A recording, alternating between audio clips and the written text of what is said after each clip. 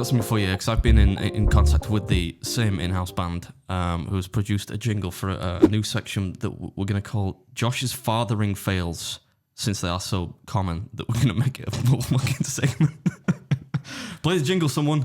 Till he's bumping her head, falling down the stairs. It's time we hear the tales of Josh's fathering fails.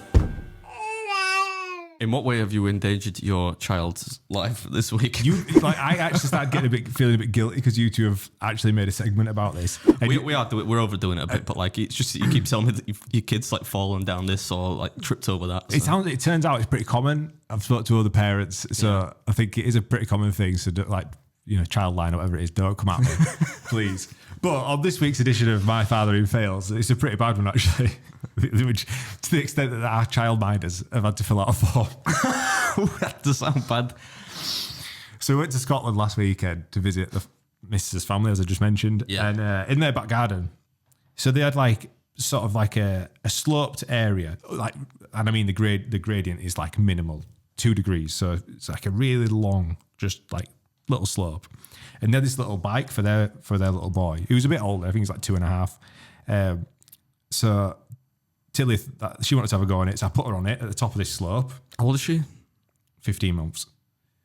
So I'm starting to see where this went wrong. Okay, yeah. So I put her on it at the top of the slope, and I stand in front, and she's like, big grin on her face. I pointed the bike at me, and I let go of her, and she came towards me, just at a nice steady pace, just a big smile on her face. I'm like, oh, class. So I picked her up on the bike, and I took her back to the top of the hill. Now, to the right-hand side, obviously the slope has got like the rest of the garden's there. Yeah.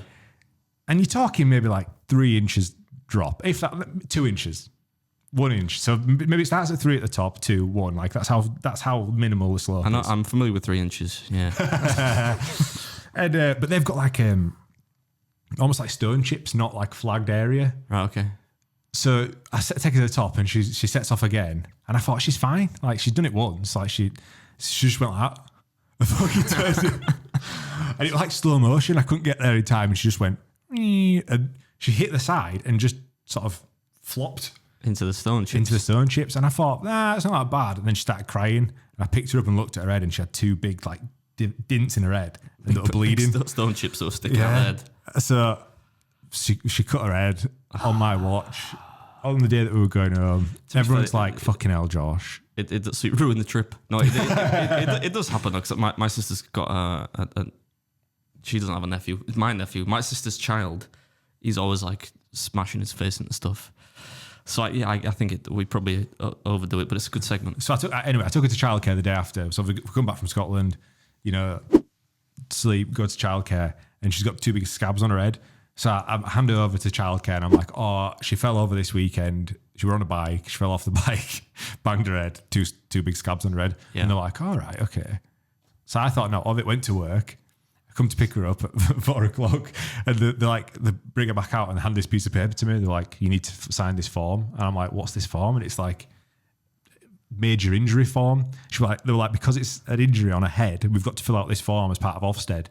And you've got to acknowledge that because it's a cut on her head, it's a major injury, and you've caused it, to tell us like how you looked after her after that. Give her paracetamol or like I suppose Calpol. It's kind of like just part of them making sure that the kids aren't being abused at home and whatnot. Yeah, but I like intentionally. I mean, you just do it by not observing your kids when they're on a fucking bike. I'm like signing this document, going, "Oh fuck, Misty's gonna kill me." But yeah, so that's my fathering fails of the week. Tilly's all right otherwise. It's she's fine. Form, yeah. And I'm sure she'll be tough as nuts when she gets older. She's bounced. She bounced like 9 lives in it. So we've used 3 or 4, I think.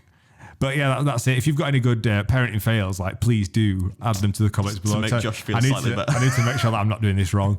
It's awful, mate. Like when you have a kid, no one tells you what to do. You've just got to try and figure it out. I'm really lucky that Danny. I feel like don't put a 15-month-year-old on a bike. Is that rudimentary? Even I wouldn't do that. Anyway, you might do. I don't want to make you feel bad. You're doing a good job by procreating, and Yeah. If anything, this serves as a purpose for you to not have kids. Yeah, no, so I try and give you my information and more to sway you away from the fact I know, Lindsay doesn't like me coming in and doing these. She's like, you're not meeting Josh again, are you? He's going to tell you not to have kids. You don't need this shit in your life, mate. Yeah.